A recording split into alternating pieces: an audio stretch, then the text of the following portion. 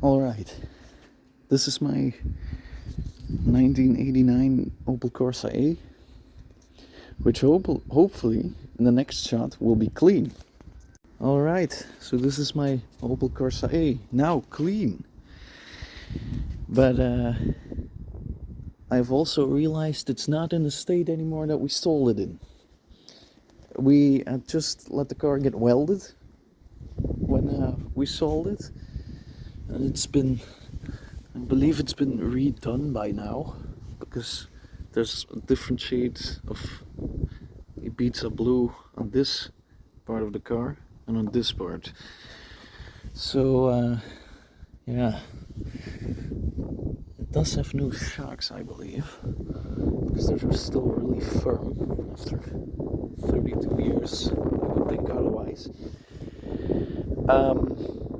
The wheels are the original wheels that came with the car. They've been laying in storage for the past 11 years, so they don't look quite as good anymore. It has various little dents and scratches, and like this. It's a really ugly one. I don't know what happened here. Somebody headbutted it. And then I think somebody either drove into a pole or got parked into. There's some rust over there. This is not well made. This is rust. This is scratches. There's quite a big dent in the boot lid. As you can see, this is the original door. What my family told me is that it got once driven off when driving backwards, and it's been knocked back into shape by my grandfather, but it looks alright. Doesn't look terrible. These doors have been replaced. That's why the trim is missing, because they were rotten on the underneath, on the underside. Sorry, my English is not as well anymore as it used to be. Going to the interior, it's basic, to say the least. I even think that the clock was an option. I'm not sure about that. I'm gonna try to find out, but I do believe that was an option. And it didn't come with a radio, just with a little rattly tray that you can hear when you're driving. It's really small, because well, I'm a tall dude, and I'm about 2 centimeters away from the roof, or the headliner of the car. But that's also because these aren't the original seats. These are from a Corsa B Sport, I believe. I didn't get the original seats with it because you couldn't find them. Well, I got one, the driver's seat, but it's worn. The side bolstering is worn out. So yeah, I thought this didn't even have an ashtray, but it has a ginormous one. That's like 20 cigarettes. I don't know what this key is for. It has a Bosch logo on it. Well, it's mine now. It even has a cigarette lighter, which I didn't expect by any means. Well, yeah. It has this nice under tray, which when I first saw the car, I thought that could get in the way of my feet, but it totally doesn't. It's not in the way of any of the pedals for my feet. So I thought I had to pull that out, but it's gonna stay in because that's, well, handy, more storage. Well, what else is there to say? This here is also damaged because there was a aftermarket ref counter on there. So we need to find a new dash maybe. That's nothing for now. I'm gonna drive this car until it's rotten again, and then I'm gonna let it get properly restored. But first I'm going to enjoy it a little. The steering wheel is really worn on the top. It's really, really glossy. And then quite normal on the bottom. So my grandfather didn't drive like this. My great-grandfather didn't drive like this. So I suspect the previous owner completely destroyed that. It has the 4-speed gearbox, which is currently in first. That's neutral. Put the seat backwards just a little. That's not possible anymore.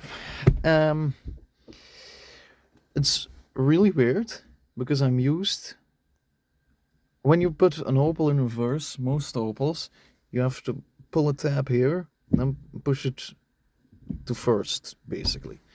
Beyond first, of course, but this is like Volkswagens. You have to push it down and then you can go into reverse, which I didn't suspect yesterday when I bought it. So yeah, all the gears still work nicely. Well, nicely for a 32-year-old car. And the rest of the interior is quite comfortable. These front seats are quite hard because they're sporty seats, but when I will move to the back seats,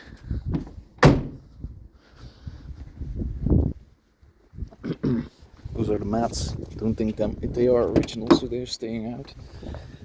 The back seat, you just sag into it. It's really comfortable, even without headrests.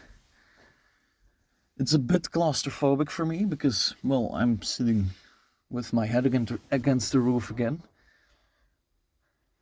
But these are really comfortable seats. I didn't expect that yesterday. So, what else is there to say? The boot. Whoa. Fold myself out of it. The boot. You can only open the boot with the key, and I thought I locked it in yesterday, but it was just luckily in my back pocket. So, the boot is humongous. I lay in, I put myself in here yesterday and I fit perfectly. It's giant. It's hilarious. But yes, as you can see, it's an Opel GSI See You Later Corsa 1.2S. Those badges are, of course, coming off when I restore it. There's another dent here. I don't know why they put so many dents in this car. They had like a giant garage. I don't know how they did it. But anyway, I'm still gonna start it. Would you hear the engine purr?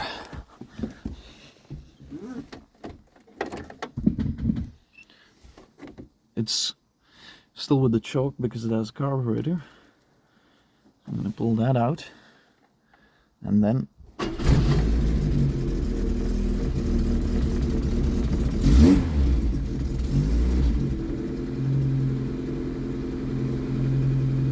voila.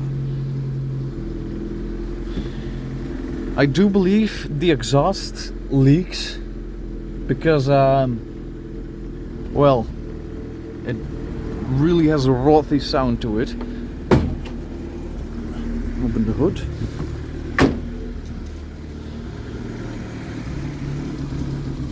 Oh, is it gonna die? Is it gonna die? It's not. It is. It is. It is. It is. It is. It is. It is. It is.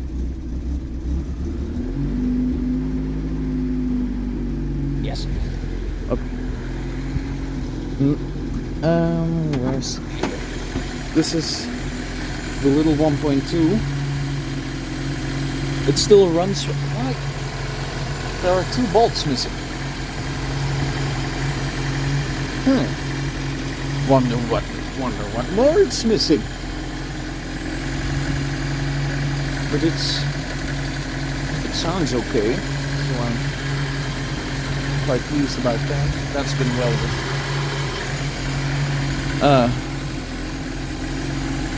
Well, yeah. Oop. Close it. Voila. So I'll still give you some revs because I know you want to hear that.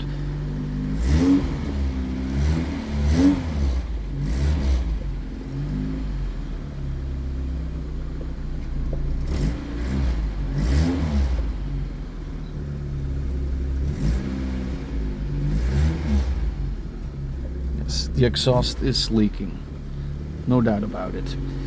I'm gonna put the shock on a little bit more again, and then I'm gonna inspect that, and I can't make a test drive right now because I don't have license plates, but I will make a video about that soon. So this is my 1989 Opel Corsa. That was once my great-grandfather's, as I told before, of course. And this is where it will stay now, with me. And I'm gonna try to restore it. I'll do a little drive of it going into the garage.